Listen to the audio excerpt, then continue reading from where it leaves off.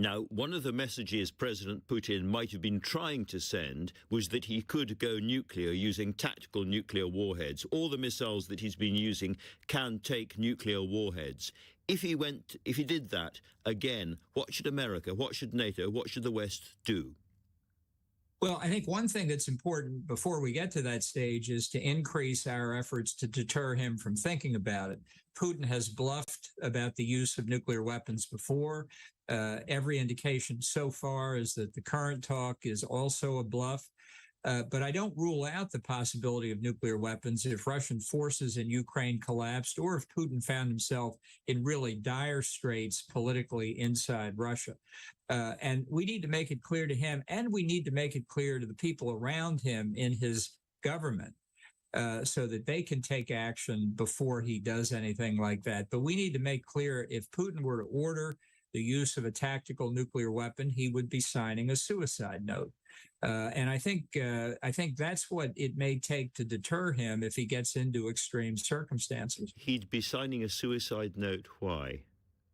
Because we cannot allow the use of nuclear weapons in Ukraine or anywhere else from terrorists like Iran or North Korea, as well as from Russia or China, without the person who was responsible for that decision being held accountable.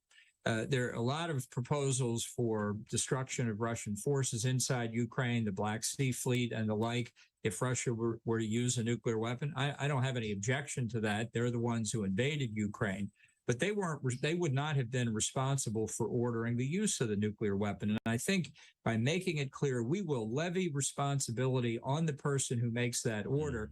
That increases the chance of deterring that person from doing it in the first place. But without being silly about this, we can't reach him. We can't get him. Well, I don't agree that we can't get him. And I think he knows that. You can ask Qasem Soleimani in Iran what happens when we decide that somebody is a threat to the United States. But the point here is not just for Putin, but for everybody else to say, this is the wrong road to go down. Look, the basic NATO failure in this war to date is not deterring the Russians on February the 24th. We could have done a lot more before that. We need to up our game in the world of deterrence. Sure. I think we've forgotten a lot since the Cold War. That's for sure. But to be clear, you're saying that if he did this, if he launched nuclear weapons on Ukraine, America could kill him, could take him out, assassinate him. I don't think it would necessarily happen the next day, but I think the point is to make it clear to Putin that this is not a free decision on his part. We know who would be responsible for the use of nuclear weapons. We know it would be him, and he will be held accountable.